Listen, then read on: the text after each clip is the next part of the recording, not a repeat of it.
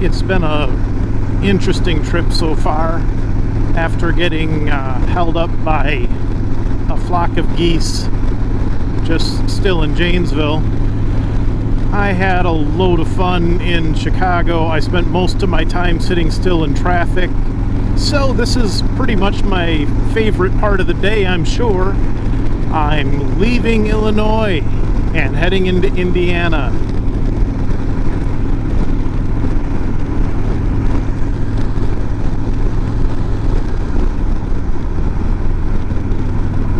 And there's Lake Michigan off to my left. I cannot tell you how happy I am to get out of Chicago. I've been on the road now for going on 4 hours. I have not stepped off the bike yet, but most of that time has been sitting in stop and go traffic in Chicago. I finally got off the interstate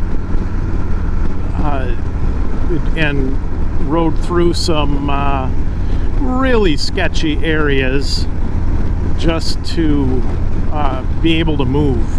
I was really getting tired of sitting still. Over an hour of just sitting still, not moving at all, then kind of creeping forward, finally found an exit and headed down to pick up another highway.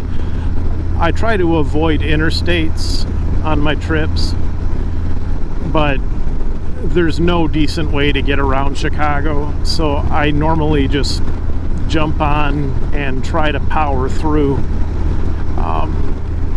This time it just wasn't going to happen. I just got stuck. So now I'm free. There's the official welcome sign. I was thinking earlier that I might make it past my initial plan of Erie. I might make it well into New York. But after my little 2-hour delay, I think Erie's probably a pretty safe bet.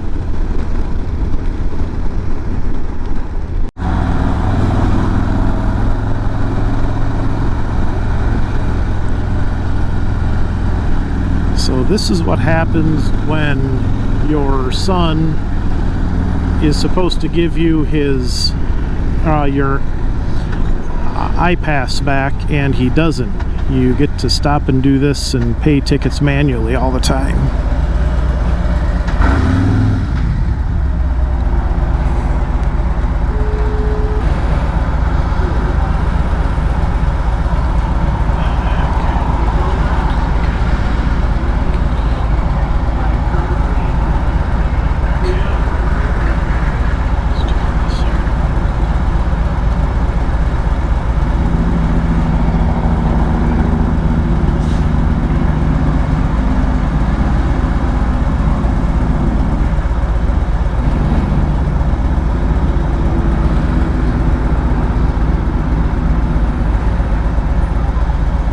Oh, this is fun.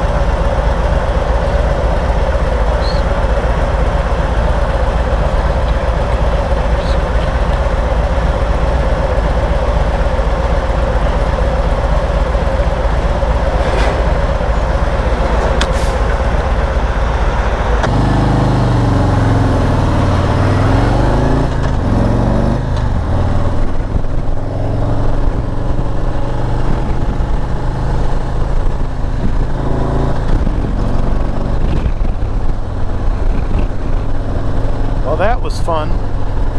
Well, I haven't shot a lot of video yet. There really isn't much to shoot yet.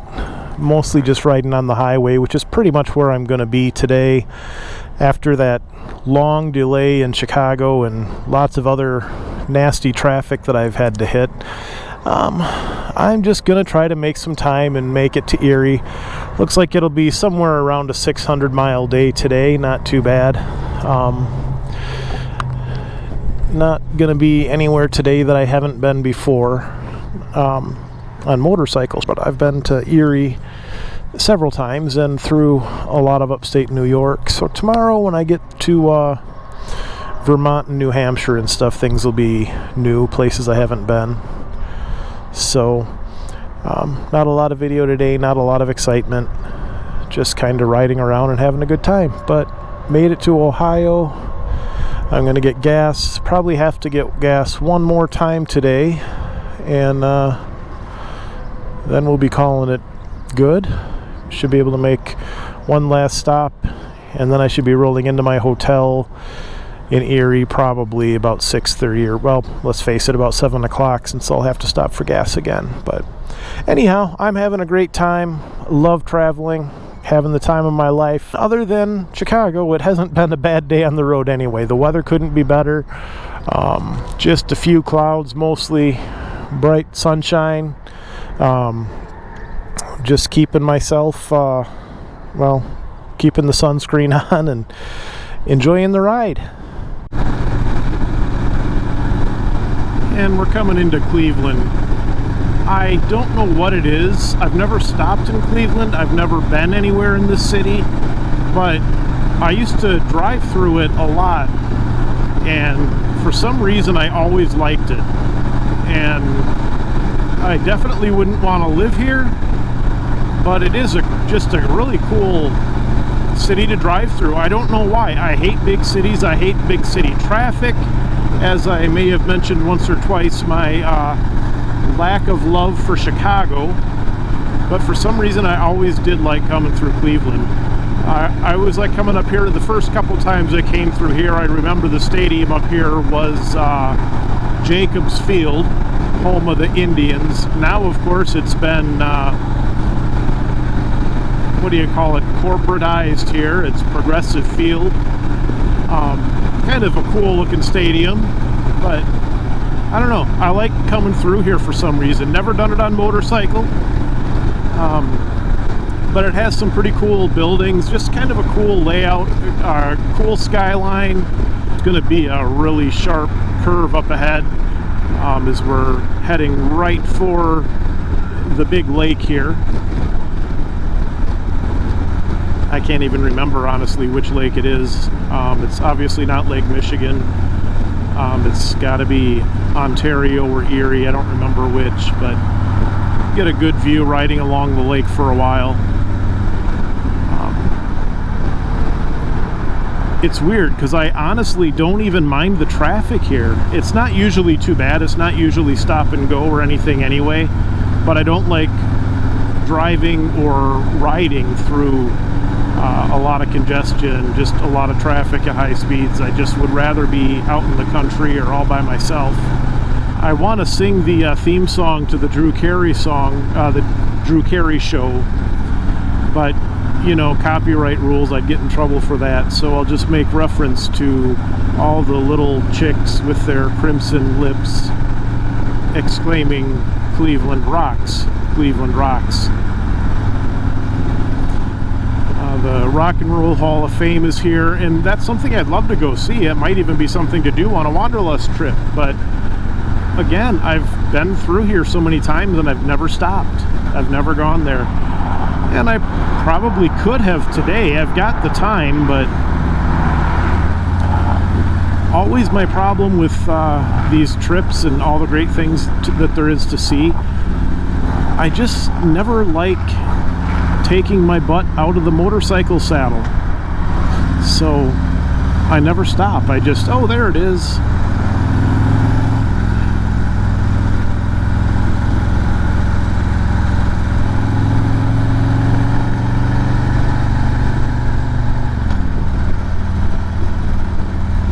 Can't really see the lake at the moment, but if you look at the GPS, you can see we're riding right along it. it's there.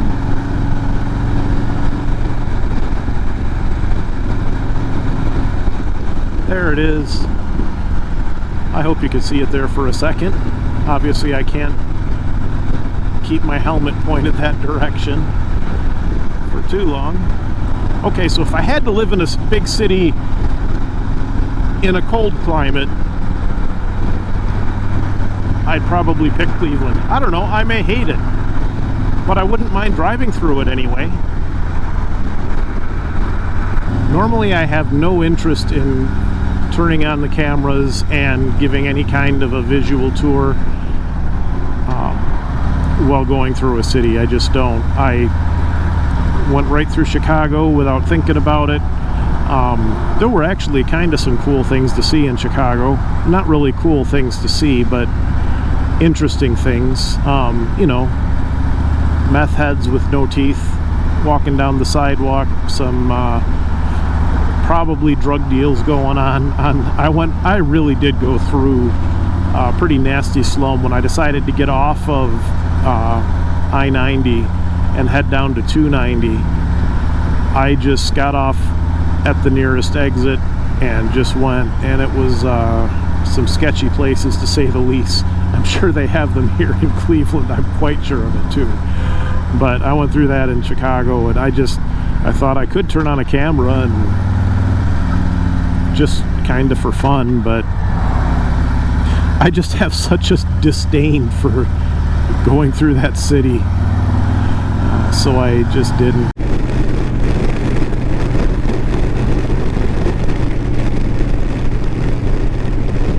It's just a tad chilly this morning. Not too cold, not a problem at all. Really just comfortably chilly. I like weather where my jacket just gives me the right level of comfort. So it's in the low 50s. I want to say it was like 52 or something like that when I left just a little while ago.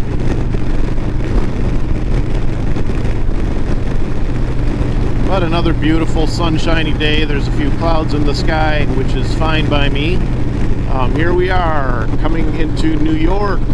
We are in upstate New York here officially. I used to come to New York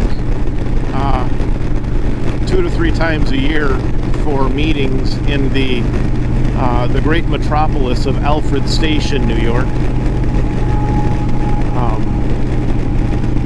It's about as big of a town as it sounds.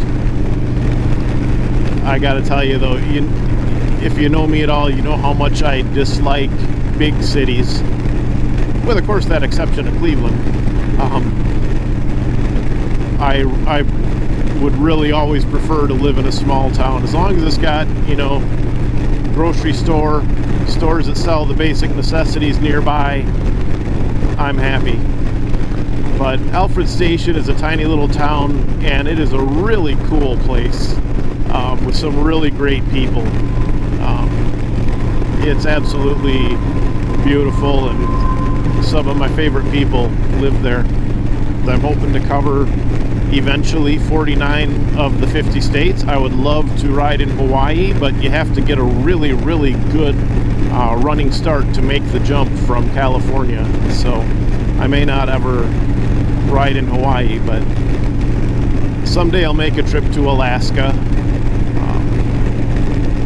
But otherwise, I've been meaning to get up, you know, to the other states, and that means running all the way up to Maine. Well, now I'm actually on a little back road kind of place, only because I decided to stop and find a Harley dealership to, you know, grab a poker chip. And I tried to record something earlier, but unfortunately it appears my battery went dead, so it didn't actually get it. But I had 2 little stories happen while I was leaving New York. When I left Erie, left my hotel, I stopped for gas, and of course I had a couple cups of coffee before I left the hotel. So by the time I got to New York, I had to pee, but I really didn't want to stop because I hate stopping. But there was they call it a way station, I guess, you know, rest area type thing, but with, you know, gas station, restaurants, all that good stuff, like they tend to have on tollways. So there was one coming right up, and I thought, man, I don't want to stop. I've really got to pee, but I don't want to stop. And the sign said the next service station was 52 miles down the road. And I thought, you know what? I got to pee, but I can make it the 52 miles. I just wanted to press on. So that's what I did. I just kept going. The road ended up being like the bumpiest interstate I've ever been on. It was just crazy how bumpy it was, and you know how that is when you really got to go. But I was sucking it up and just dealing with it, and I'm going down the road, and all of a sudden my screen here shows 911 call. And now this comm system that I have is great. My helmet talks to the bike, my phone talks to the bike, phone talks to the helmet, everything communicates really well, so it's really cool. I love it. It just seems to work flawlessly. So when I get a call, it shows up on my screen, or anything that I do, everything's done either by pressing my buttons down here or by voice commands. So anything that happens on my phone is going to show up on my screen, and I'm going, why does it say 911 call? I quick canceled out of it. I didn't know what it was. I wasn't hearing anything in my headphones, so I just figured it was some kind of a weird glitch that happened.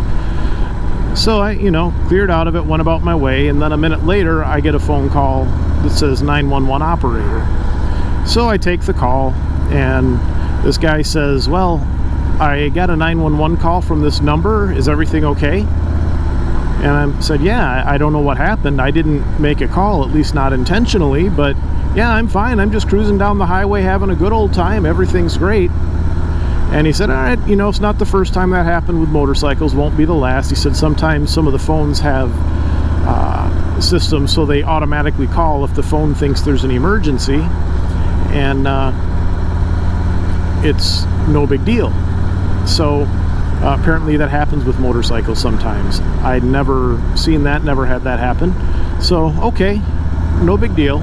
So I, you know, hang up, and I'm cruising down the road, and then all of a sudden I see that I have a text message. So I hit the button to listen to the text. It's from my sister, and she just says, are you okay? And I said, yeah, I'm fine. Why? And she responded back that she had gotten a couple of strange texts indicating I was in distress and giving my location. And I said, well, that's really weird. I said, my phone apparently made a 911 call, and I don't know why it did that or why that happened. I said, I certainly don't know why you got notified. And she's like, well, who knows, whatever it is, I'm glad you're okay, enjoy your trip. So of course it's driving me nuts trying to figure out what in the world happened, and why my sister gets this weird text. So, but I quickly just focus on the fact that I've really got to pee, and I'm dealing with this crazy bumpy highway, and finally I see that the service station is coming up. So I'm thinking, great, I'm gonna pull in there, use the restroom, and try to figure out from my phone what happened. So I pull in, and there's a big sign up, construction, gas station open, however, no public restrooms. And I'm going, that's just not cool. I had to go. And so I'm looking around, I'm literally looking around the rest area, or the service station, looking for a place that I can just disappear around a corner and, you know, pee in the grass somewhere. But there was so much construction, there was nowhere that I could really go. And so I just thought, well, I've got to find another place. So I get back on the road, I get going, and I'm thinking, well, the first sign I see is that the next rest area is like or service station's another like 50 miles down the road. So that's not cool. I decide I'll just find the next exit. So I find an exit, and so I'm at this point just dying because I gotta go so bad, and I'm still wondering what in the world went on with my phone. But something had occurred to me, and that is that my sister is listed as one of 2 emergency contacts in my phone. And I thought, okay, my phone called 911 on its own. My emergency contact got a message indicating that I was in distress. Then I'm thinking, well, she's my secondary emergency contact. My primary is, of course, my wife, Jackie. Now, Jackie, let's go back a couple of weeks. She has never had a problem with me riding motorcycles. She's never been worried about it. She always trusts me riding. She's never had any real concerns. But a couple of weeks ago, she commented that she was having a rough time, not thinking about a trip in particular, but she just said she had these thoughts that I was going to die on my motorcycle. And of course, my stock response to that is, maybe I will someday, but just know that if I die on the motorcycle, that's the best thing for me. That's the way to go. I will have died doing what I love most of all, so don't worry about that. But there was no reason to feel that way, but she was feeling uneasy. And so now here I am in New York. And the other thing with Jackie is she's a nurse in a nursing home, and she cannot have her phone with her. She has to keep it, locked up somewhere. She can't carry a phone with her, so she's not going to get any texts or phone calls that I make to her until after work. She'll pick up her phone and hopefully see any texts that come through. So I'm thinking, so if she got one of those texts, she's going to really panic when she picks up her phone. So I just thought, well, I'll hit my little button there and send Jackie a text that says, hey, just so you know, I'm fine, all is well. Disregard any strange messages that you might have gotten. Don't know what happened. I'm going to try to fix whatever it was, but I'm fine. Nothing's wrong. I love you. Goodbye, kind of thing. So that's my plan. And so but most of all now, I'm really focused on finding a gas station or someplace where I can use the restroom. And so I get off at this exit and I go to the gas station, and I'm, you know how it is. You're finally going to get reliefs. And I go in and I find the restrooms, and I go to the men's room, and it's completely out of order. There's no using the restroom at all. And I ask, it turns out it's like the owner that was in there working, doing some construction. So I said, man, I just have come so far. I've had to pee for the longest time. And so I explained what's happening, and the guy's just like, man, I'm sorry. He goes, you can use the ladies' room. It's like, there's not many people around here, and it's a one-person bathroom, so just use the ladies' room. So, hey, great. So I go in and decide to use the ladies' room, lock the door and everything, and decide it's also that time of morning, so I decide not just to pee, but I'm going to, do my business. And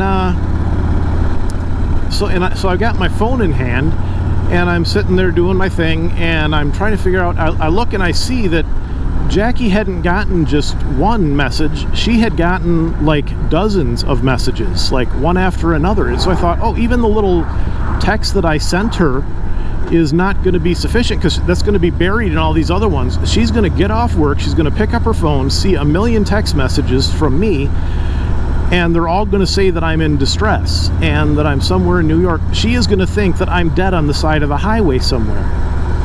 And I'm like, what in the world happened? I couldn't figure it out. I'm going through my phone settings trying to find out. I'm, a little worried about what's going to happen when she picks up her phone. And then all of a sudden, some woman just bangs on the door. Are you done in there? Hello? I need to get in there. Hello? And she's like really obnoxious, just pounding at it. And I'm like, oh, I'll be out in a minute.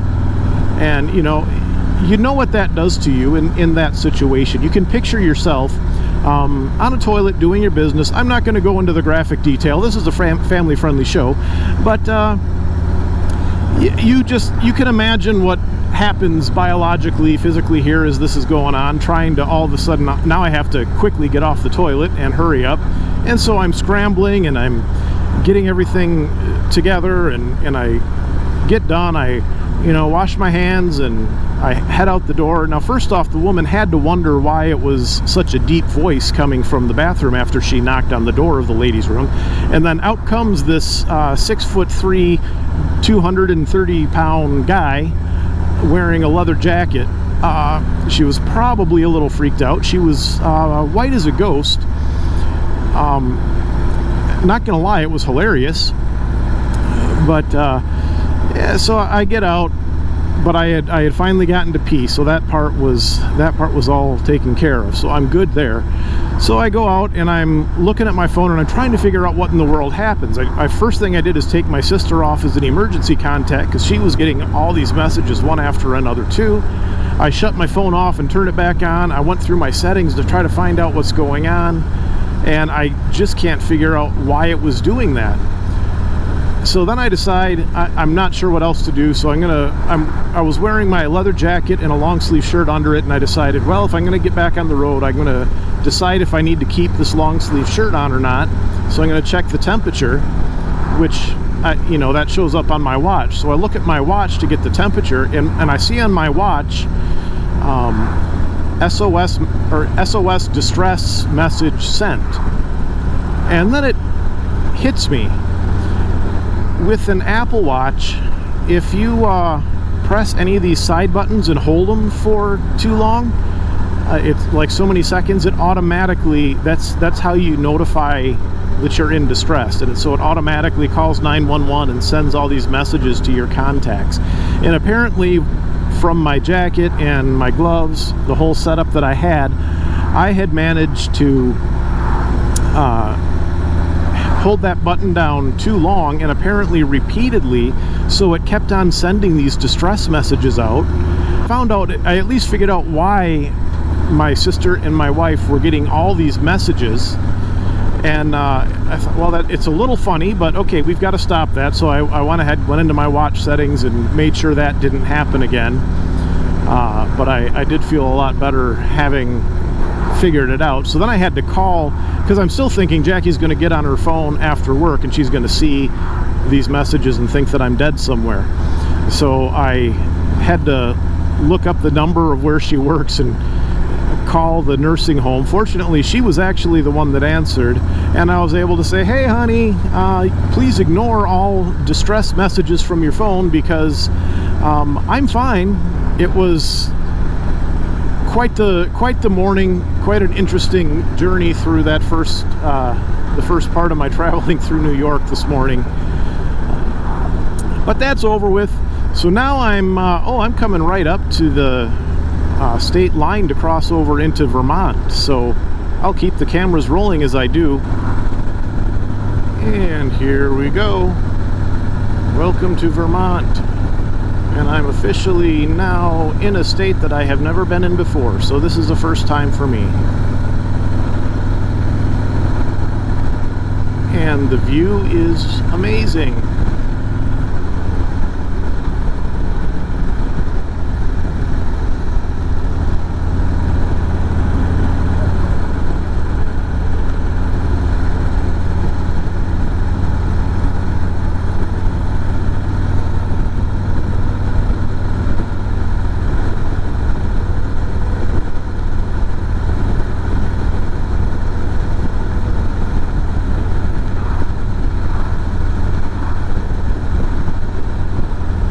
Construction everywhere. It is that time of year.